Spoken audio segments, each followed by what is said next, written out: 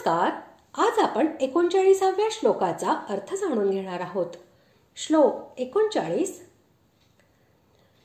यच्चापि सर्वभूतानां बीजं तदहमर्जुन न तदस्ति विना यत्स्यान्मया भूतै चराचरम्.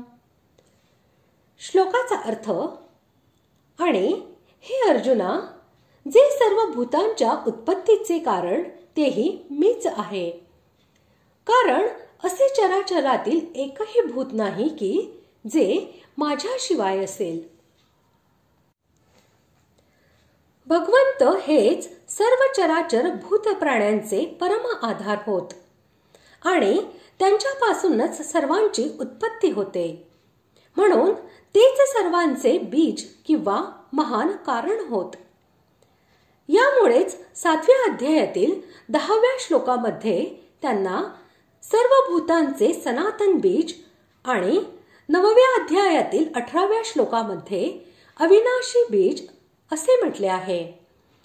म्हणून भगवंतांनी येथे त्याला आपले स्वरूप असे म्हटले आहे. माझ्याशिवाय असा कोणताही चर किंवा अचर प्राणी नाही.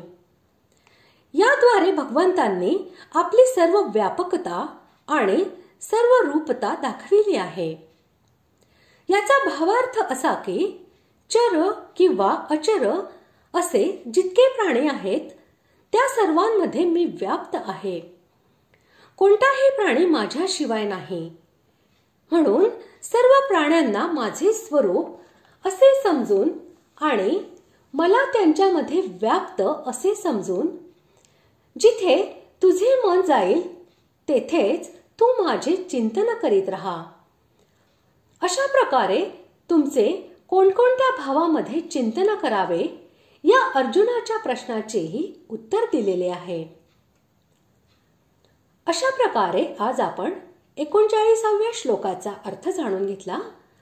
पुढील भागात आपण 40व्या श्लोकाचा अर्थ जाणून घेणार आहोत. धन्यवाद.